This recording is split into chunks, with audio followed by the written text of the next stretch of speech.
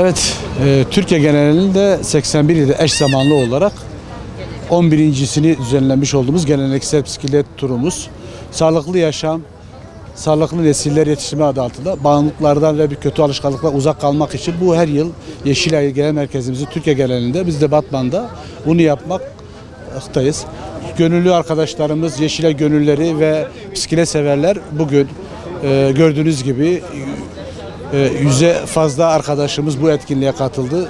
Ailesiyle gelen, çoluk çocuklarla burada olan bu pazar günü güzel bir Batman'ımızın Mayıs ayının 5.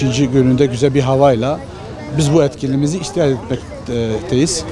Her yıl dediğim gibi Türkiye geneli biz de Batman'da bunu yapmaktayız. Evet. Amaç yani insanları daha sosyal, işte diyoruz ya, Yeşilay'ın kuruluş amacı madde kötü alışkanlıklarla mücadele eden bir STK olduğundan dolayı işte bunun da sağlıklı nesil, sağlıklı yaşam, yani sağlıklı pedal adı altında dediğimiz işte insanlar yani 10 dakikada bisiklet sürdüklerinde ne kadar sağlıklı, vücuda ne kadar yararlı olduğunu görmekteyiz. Biz bunu alışkanlık haline, etkinliklerde de işte geleneksel yaptığımızdan dolayı bunu insanların, bisiklet severlerin de böyle bir imkan sağlaması. İşte düzergahımız buradan belediye Gültepe Kavşağı, mülki amirimiz, valimiz, emniyet müdürümüzün, belediyemizin de girişimleriyle şu anda cadde güvenlikleri almış. Güzel bir etkinlik olur. Batman'ımıza, ülkemize hayırlı olsun diyoruz. Sonra ailelere çağrım şu: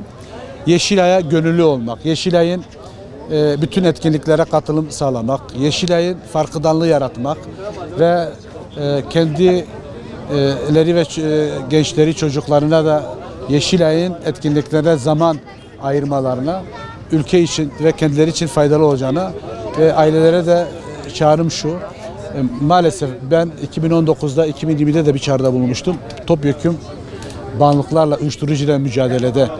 İşte Batman'ımızda bu STK'larımızın inşallah önümüzdeki süreçte de birlik beraber içinde uyuşturucuyla mücadelede birlik olacaklarına, bunun önceliğini de Yeşilay olarak biz zaten elimize geleni yapıyoruz.